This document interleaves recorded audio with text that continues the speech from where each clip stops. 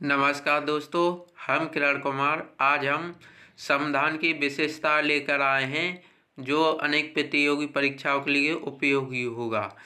तो संविधान किसी भी देश का एक ऐसा दस्तावेज होता है जिससे उस देश की शासन व्यवस्था संचालित होती है।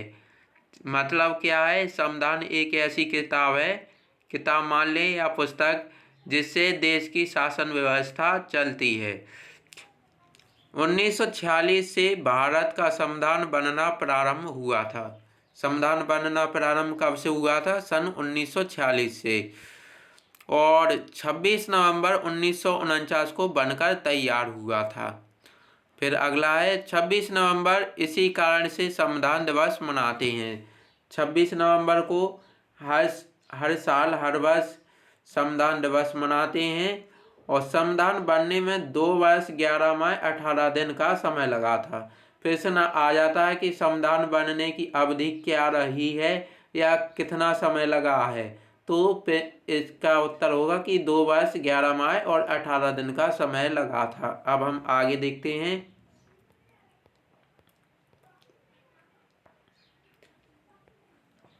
यह है 26 जनवरी 1950 को संविधान लागू हुआ।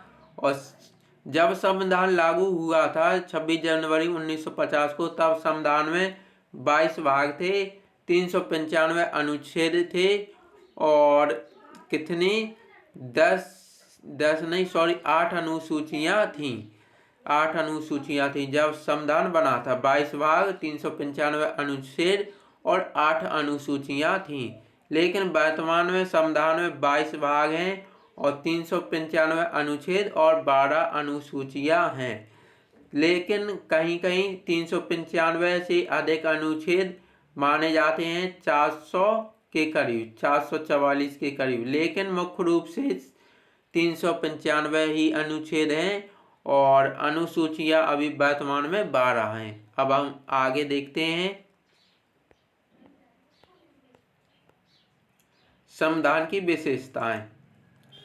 नंबर 1, लिखित व बृहद संविधान।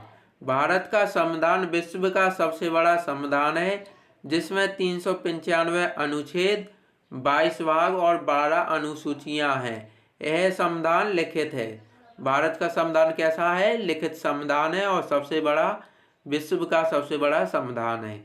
नंबर 2, दूसरी विशेषता है कठोर और लचीले संविधान का मिश्रण। भारत का संविधान कठोर और लचीलेपन का मिश्रण है। कठोर क्या होता है? ऐसा संविधान जिसमें संशोधन करना मुश्किल हो। कठोर संविधान क्या कहलाता है? जिसमें संशोधन करना मुश्किल हो। और लचीला, ऐसा संविधान जिसमें संशोधन आसान हो। तो हमारा संविधान कठोर और लचीलेपन का मिश्रण है। अब हम आगे देखते हैं। तीसरी विशेषता है एकल नागरिकता। एकल नागरिकता। भारत में ब्रिटेन के संविधान की तरह एकल नागरिकता को अपनाया गया, जिसमें नागरिक सिर्फ देश के नागरिक होते हैं। हमारे देश में एकल नागरिकता को अपनाया गया है। और नागरिक बनने की आयु कितनी है? 18 वर्ष।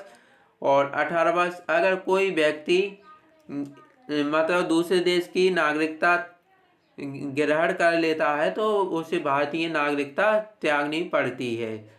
अब हम आगे देखते हैं अगली विशेषता क्या है। पंथ निरपेक्षता। पंथ निरपेक्षता। भारत एक पंथ निरपेक्ष देश है, जहाँ पर सभी धर्मों का समान महत्व होता है। सरकार किसी एक धर्म को देश के अन्य धर्म का दर्जा नहीं देती। मतलब संविधान में, हमारे संविधान कैसा है? पंथ निरपेक्ष है और पंथ निरपेक्ष देश है हमारा भारत। और इसमें सभी धर्मों को समान मान्यता दी है, चाहे कोई भी धर्म हो। और अगली विशेषता है लोकतंत्र। लोकतंत्र का अर्थ है जहां जनता शासन करती हो। भारत में जनता अपने चुने हुए प्रतिनिधि के माध्यम से शासन करती है। अब हम अगली विशेषता देखते हैं। अगली विशेषता क्या है? छठवीं विशेषता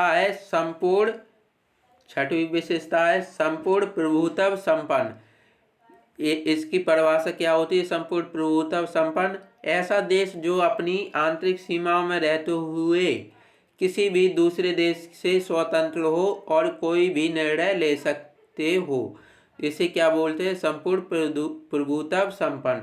मतलब हमारा देश संपूर्ण प्रभुत्व संपन्न है। हमारा देश अर्थात हमारा संविधान संपूर्ण प्रभुत्व संपन्न है। इसका अर्थ यह है कि हम कोई भी फैसला ले तो हम भारतीय लोग ही फैसला ले सकते हैं अपने संविधान से संबंधित। किसी अन्य देश से कोई मतलब सलाह लेने की आवश्यकता नहीं है, हम स्वतंत्र हैं इसमें। सातवीं विशेषता है समाजवाद। समाजवाद से आशय ऐसी व्यवस्था से है जहां पर प्रत्येक व्यक्ति अपनी योग्यता पर कोई भी कार्य प्राप्त कर सकता है। यह समाजवाद हो गया। अब अगली विशेषता देखते हैं। अगली विशेषता क्या है? संविधान की सर्वोच्चता। भारत में संविधान की सर्वोच्चता को अपनाया गया है, जिसका अर्थ है संविधान से ऊपर कोई सत्ता नहीं है। हमारे देश में सबसे बड़ा कौन है, मतलब सबसे सर्वोच्च कौन है? तो हमारे देश में सबसे सर्वोच्च है संविधान, भारतीय संविधान है। और भारतीय संविधान में कौन सी संघात्मक? संविधान किंतु एकात्मक की ओर। ये अगली विशेषता है संघात्मक। संविधान किंतु एकात्मक की ओर। ये अगली विशेषता है। तो इसमें परिसंघ मतलब परिसंघ क्या है? परिसंघ में क्या होता है? राज्य शक्तिशाली होता है। और एकात्मक सरकार में केंद्र शक्तिशाली होता है। और संघात्मक सरकार में दोनों शक्तिशाली होते हैं, केंद्र सरकार और राज्य सरकार।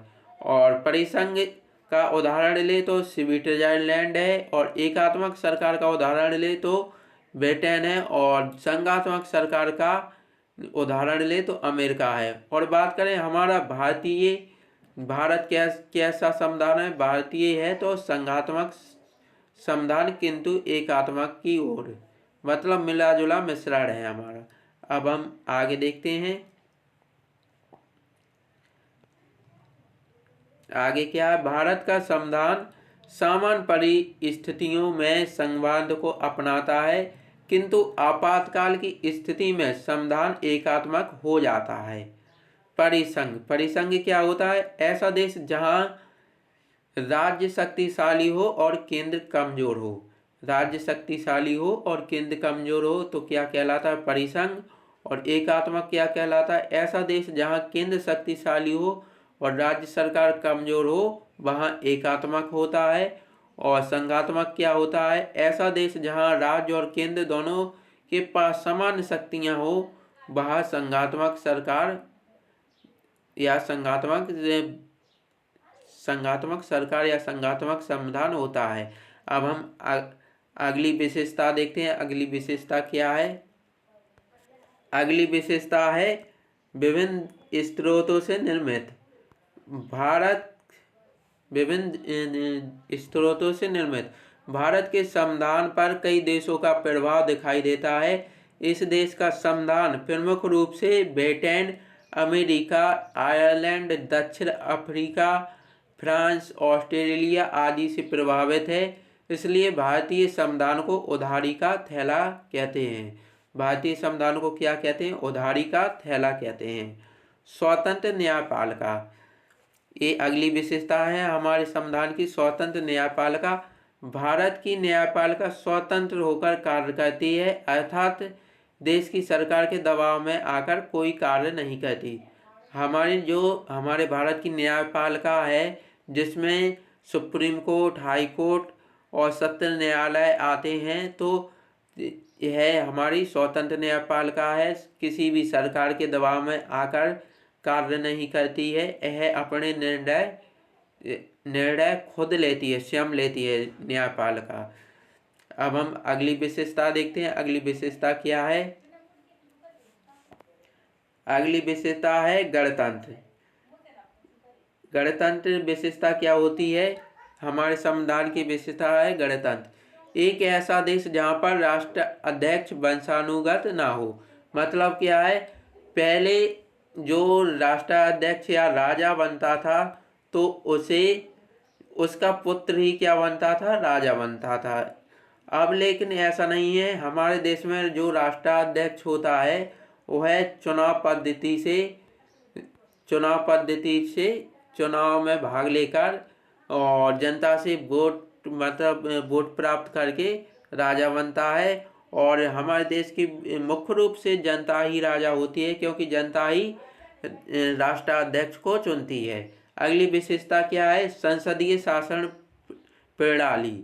भारत में ब्रिटेन से संसदीय शासन प्रणाली को अपनाया गया है, जिसका अर्थ है 2 प्रकार की कार्यपालिका, अर्थात राष्ट्रपति नाम मात्र का प्रमुख होता है जबकि प्रधानमंत्री वास्तविक प्रमुख होता है। तो मतलब राष्ट्रपति होता है संसदीय शासन प्रणाली में, तो राष्ट्रपति नाम मात्र का होता है। मतलब कोई भी कार्य होते हैं तो वह राष्ट्रपति के नाम से होते हैं, और जबकि कर्ता कौन है, प्रधानमंत्री वह कार्य करते हैं। अब हम आगे देखते हैं अगली विशेषता क्या है, मौलिक अधिकार, जो कि अंतिम विशेषता है। भारत के संविधान में नागरिकों को 6 प्रकार के मौलिक अधिकार प्राप्त हैं। 6 प्रकार के मौलिक अधिकार दिए गए हैं। भारतीय संविधान में कितने प्रकार के, 6 प्रकार के। ये हैं 6 प्रकार कौन कौन से हैं, समानता का अधिकार, स्वतंत्रता का अधिकार, शोषण के विरुद्ध का अधिकार, धार्मिक स्वतंत्रता का अधिकार, और संस्कृति और शिक्षा का अधिकार, और संवैधानिक उपचारों का अधिकार। जब संविधान बना था तब मौलिक अधिकार कितने थे, 7 मौलिक अधिकार थे, लेकिन वर्तमान में अभी 6 मौलिक अधिकार हैं। 7वां मौलिक अधिकार था कौन सा, संपत्ति का अधिकार, जिसे हटाकर एक विधिक अधिकार बना दिया गया है और इसे 300A में शामिल कर दिया गया है, संपत्ति के अधिकार को। तो दोस्तों संविधान से संबंधित विशेषताओं की वीडियो आपको कैसी लगी हमें कमेंट बॉक्स में ज़रूर बताना, और आपको यह वीडियो अच्छी लगी हो तो अपने दोस्तों के साथ शेयर करें, और लाइक और कमेंट की हम बिल्कुल नहीं बोलेंगे, आप बस पढ़ते जाएं। वीडियो देखने के लिए बहुत बहुत धन्यवाद है।